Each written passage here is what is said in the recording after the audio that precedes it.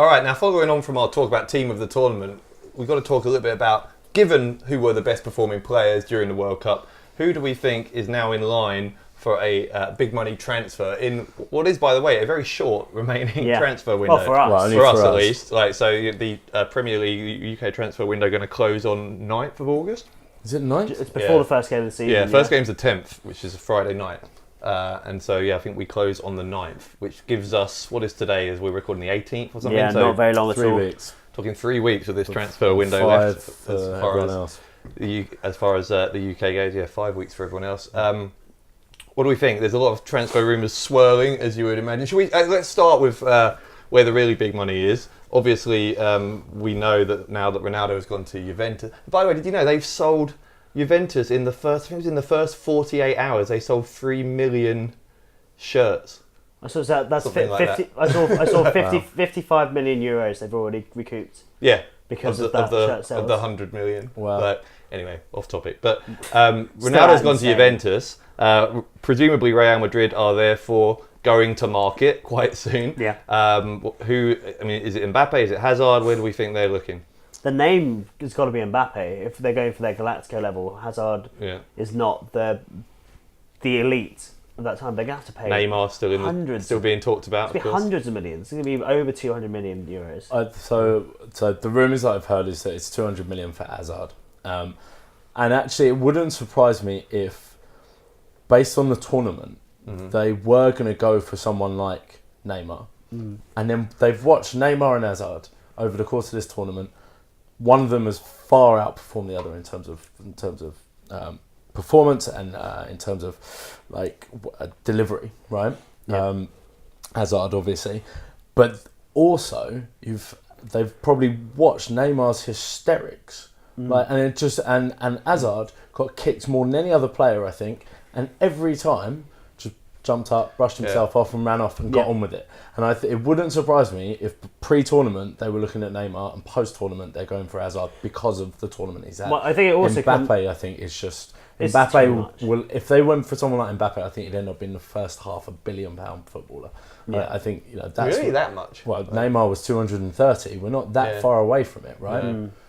That's crazy, isn't it? But I think also that leads kind of from that as well is that Chelsea are probably going to have to sell Courtois to Madrid as well. And if Courtois goes, then Hazard is more likely to follow. And Courtois has been trying to do his best, I think, to bring Hazard with him to Madrid. From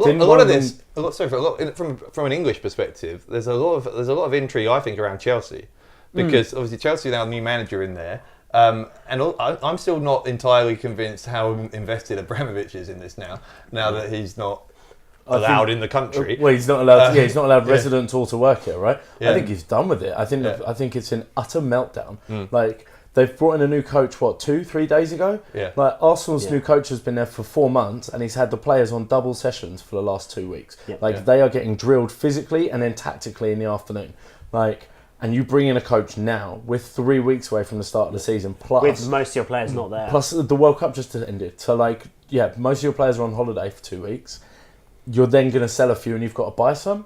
I mean, it's going to be December before they're stable. Yeah. It's incredible. So for me, they're the spot that Arsenal, I think, need to aim for in the top 4 next season. They're the ones dropping out. Do you think City are in for anyone? Obviously, they've already got Mahrez.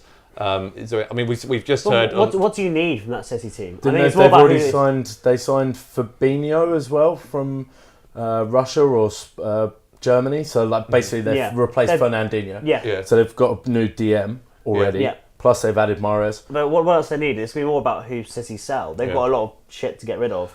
Mangala's got to go. Hart's probably going to disappear as well for around 5 million. Finally, God, he's still not there. Joe Hart. But that's if anyone wants to buy him. He wants to stay in England. Yeah. Who's going to buy Joe Hart? He might have to drop down to the Championship. Or a low-level Premier League. He might. I'm not taking I'm League One. Well, low-level Premier League, I can see. Liverpool, we should say, just on Wednesdays we're recording this. Have announced I'm not sure if it's 100% final, but they pretty much signed Alisson, Brazilian keeper. They're allowed to speak to him. Chelsea are still in for him as well. We're talking like 66 million, so it'd be a world record fee for a goalkeeper. He was impressive, I thought. He was impressive, but what we should go back to is Klopp 2 years ago said, I don't need the money to do this, or even if I had the money, I wouldn't do it this way. and as soon as he's got the money, he said, well, I'm going to go and spend a world record fee on a goalkeeper. That's complete hypocrisy. Well, if you're going to play, they do need one. Yes, they do need one, but admit the game. Don't try and knock it and then only go through it later on. He did say, I'm going to try and do it a different way, and he's now probably spent close to $500 million since he's been there. I mean, admittedly, he's recouped quite a lot in one player, but I mean, the amount they're spending, I don't know where their money comes from, to be honest. Yeah. But there we go.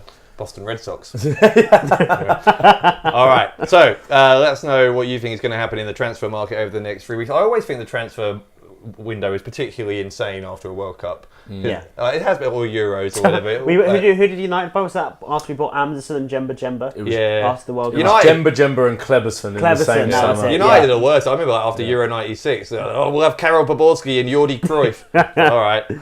Let us know who you think. What do you think will be the most ridiculous transfer? What do you think is the best value transfer that your team or any other team is looking at this summer? Give us your thoughts.